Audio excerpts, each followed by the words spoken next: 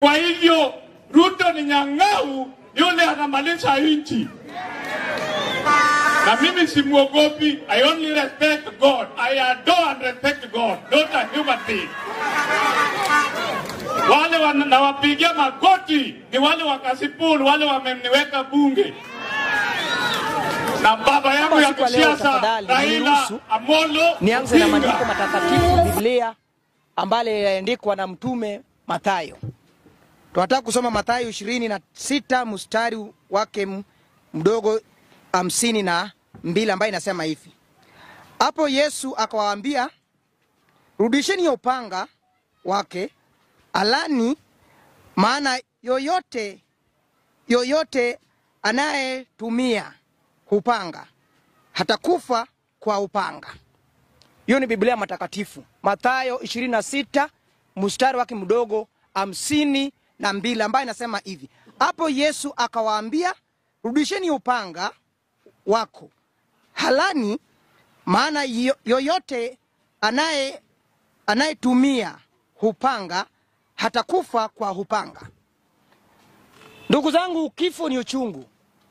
Na hata mimi kama binadamu mtetezi ya wanyonge, mjukuu bunduki, singelipenda nikuwe katika kwenye fracas ambayo mimi naua wananchi.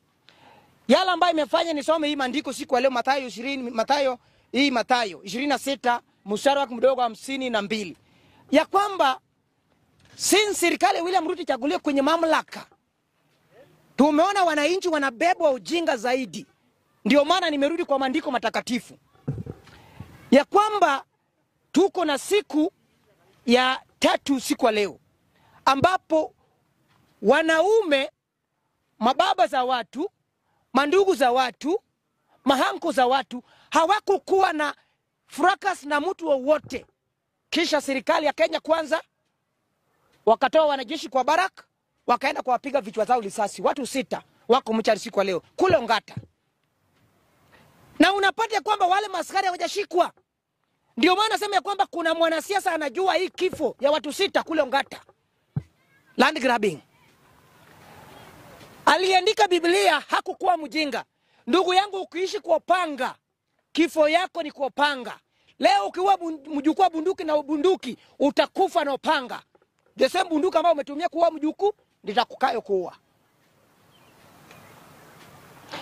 Ndugu zangu, kuna wanasiasa wanajifanya wao wanajua Biblia, lakini matendo yao ni chafu. Wale vijana ama wale wazee ambao wameuliwa kule Ongata, tangu wauliwe siku ya Jumatatu hadi wale hakuna polisi yoyote wala mwanajeshi wala DCI wala regional commander ambaye ameshikwa.